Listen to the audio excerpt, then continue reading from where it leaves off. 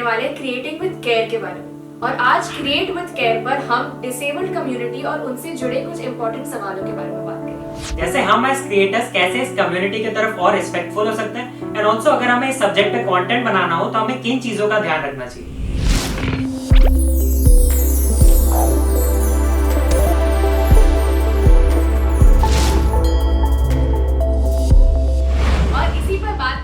आज हमारे साथ है दशमलव चैनल से ललित और दी ऑफिशियल गीत चैनल से गीत। हाय गाइस, कैसे हो? हाय।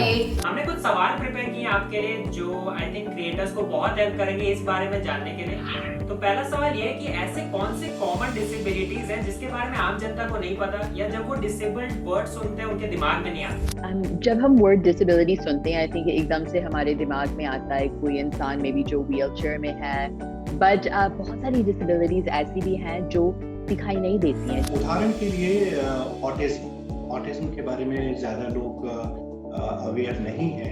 इसके अलावा मेंटल इलनेस। उसी से रिलेटेड हमारा सेकंड क्वेश्चन भी था कि ऐसे कौन से करेक्ट वर्ड्स होते हैं जिससे हमें रेफर करना चाहिए उन लोगों को जिनको डिसेबिलिटीज है। देखिए, एक तो ये किया जा सकता है कि जो जिस भी भाषा में आप वीडियोस बना रहे हैं उस भाषा में जो आधिकारिक शब्दावली है, जो ऑफिशियल टर्मिनोलॉजी है, उसको यूज़ किया जाए तो बेहतर होता है। ऑफिशियल टर्मिनोलॉजी में जैसे हिंदी के अंदर दिव्यांगजन और विकलांगजन दोनों ही चलते हैं। इन जनरल इट्स बेटर कि हम इंसान पे एम्फेसिस करें, ना कि उसकी डिसेबिलिटी पे। और गीत जी, आपका क्या कहना है? कंटेंट क्रिएटर्स को क्या दिमाग में रखना चाहिए इस टॉपिक पर, या ऐसे कैरेक्टर्स को अपने वीडियो में दिखाते हैं?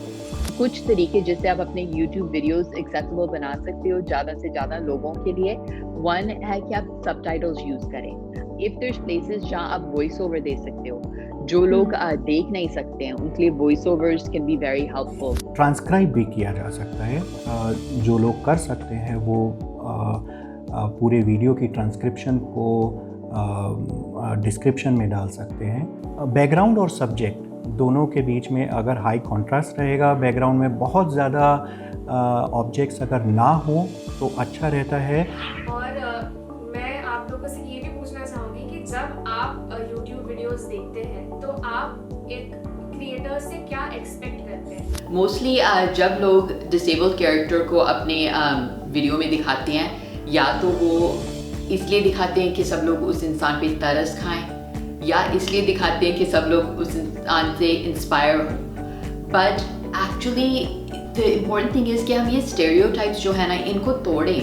एंड अनदर थिंग जो क्रिएटर्स ध्यान में रख सकते हैं कि जोक्स मत बनाओ, बट बहुत सारी चीज़ें हैं जिनसे आप लोगों को हंसा सकते हो, तो why do it based on disability. जो कंटेंट क्रिएटर्स हैं वो ना केवल डिसेबल्ड कम्युनिटी बल्कि समाज के हर वर्ग के बारे में बहुत सोच समझकर कंटेंट प्रोड्यूस करें और अपनी भाषा का इस्तेमाल करें। तो भारत की लगभग 140 करोड़ लोगों की जनसंख्या का इतना बड़ा हिस्सा किसी न किसी प्रकार की विकलांगता से प्रभावित है।